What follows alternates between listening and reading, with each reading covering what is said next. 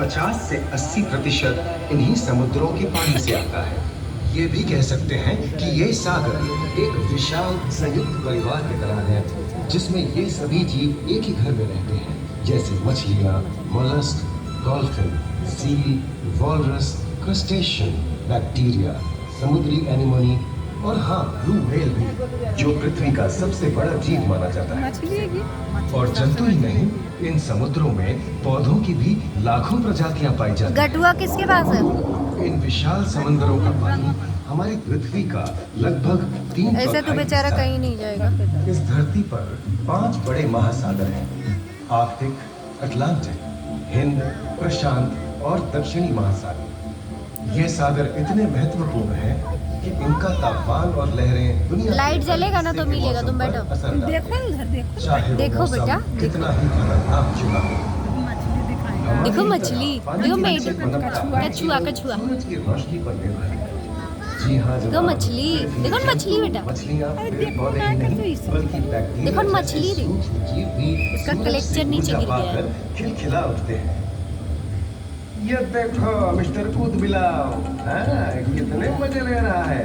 देखा इसे, अपने चेहरे की पोजीशन ऐसे देखो बदल चूहा रहा है बेटा। जैसे इस पाँव में सींग चूहा लगा वो? हो। बैठो। और वो चली मैडम व्हेल इतलाते हुए बात लेने। अरे और देंगे तो पहले बैठेगा तब ना देंगे। ये तो गाना भी गाती उधर है। देखो, इधर नहीं देखो, उधर देखो। ये रात बैठो। समुद्री जानती है और कोई खतरा महसूस होने पर ये कभी घबराती है और कभी चहकती है।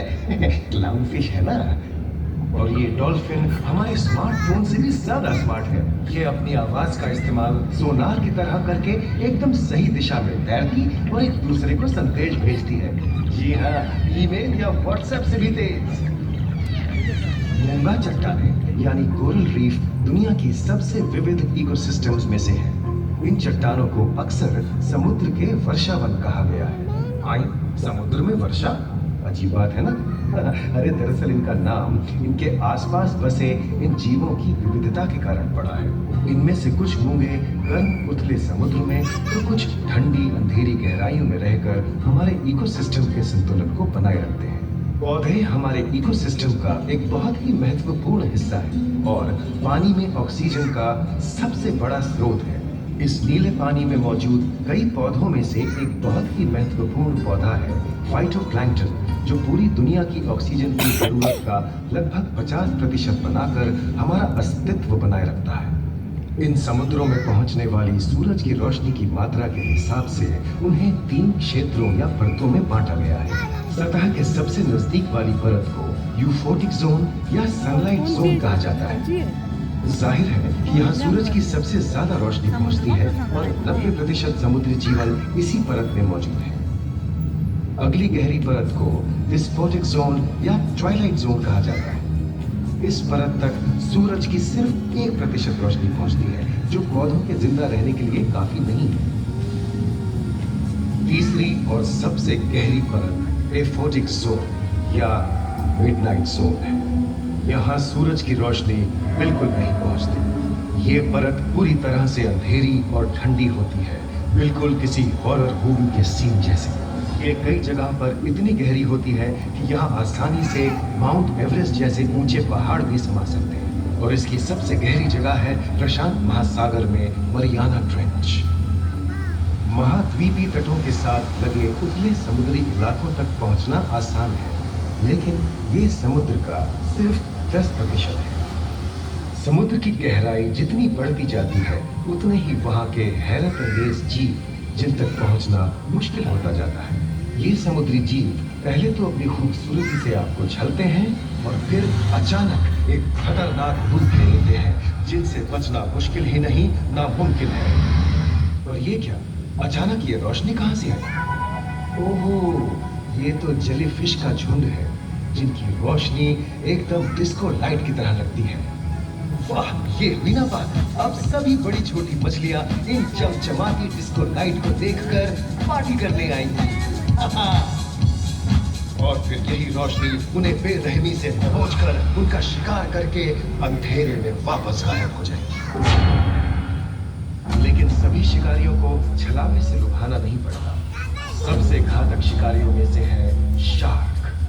जैसे ग्रेट व्हाइट और टाइगर शार्क।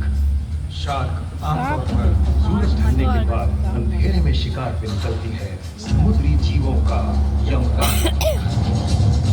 आज तक शार्क की 500 से ज्यादा प्रजातियों का पता चल चुका है। ये हर तरह के खुले महासागरों में, बूंदी की चट्टानों में, आर्कटिक की बर्फ के नीचे और समुद्र की अंधेरी गहराइयों में पाई जाती है।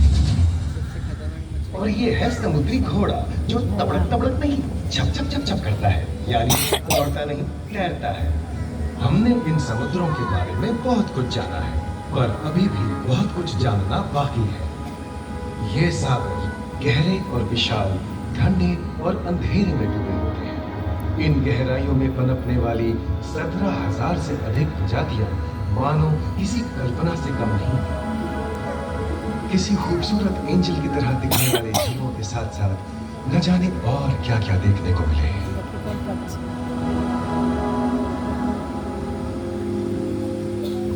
इन विशाल सागरों के इकोसिस्टम इनके बाहर तक फैले हैं।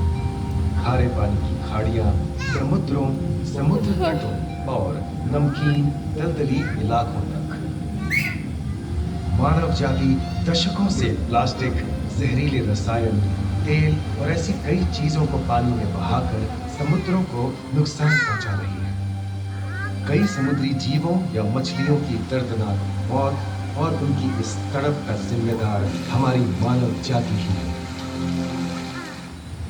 पिछले कुछ दशकों में वैज्ञानिक पैमाने पर सामने आए खतरों में से एक बड़ा जलवायु परिवर्तन है, जिससे महासागर गर्म हो रहे हैं और ग्रीन हाउस गैसों की अधिकता और ऑक्सीजन की कमी के कारण इन समुद्रों का अम्लीकरण हो रहा है।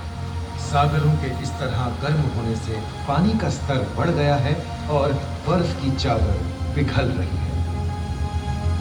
इस विनाशकारी बदलाव के परिणाम स्वरूप समुद्री जीवन खत्म हो रहा है और पूरे इकोसिस्टम के लिए ऐसे खतरनाक हालात हम ही पैदा कर रहे हैं।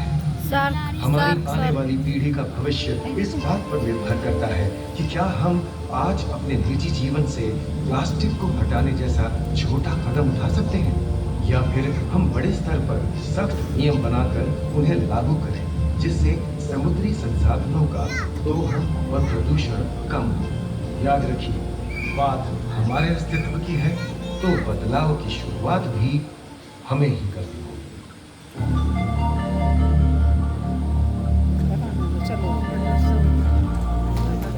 समुद्र के में अंदर देखिए। चलो, तुम्हारा कहाँ गया? कहाँ गया तुम्हारा? देखो, पकड़ो। Thank you.